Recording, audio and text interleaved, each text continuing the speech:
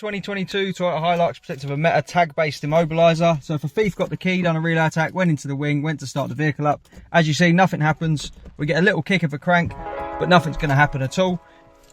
This silence gives you about 10 seconds to press the button and tag to prove it is you. If not, the horn and the hazards are going to go off, and everyone around is going to know someone's attempted to steal your vehicle. Obviously, if it's you, this system's nice and simple. You get in the vehicle, you'll press the button, you receive a flash from the tag, and then you can start the truck.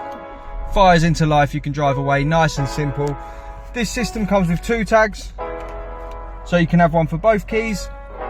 When you leave the vehicle, it takes about 2 minutes to set, and then if someone tries to steal this vehicle, whether they got the key, they program a new one.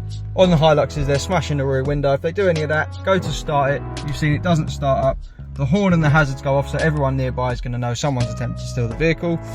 We're Immobiliser fit. This is our Meta tag-based system with Bluetooth push-button tags that fire the horn, fire the hazards, and immobilise the vehicle. To get one of these fitted, give us a call on 0208 212 7393. Thanks for watching.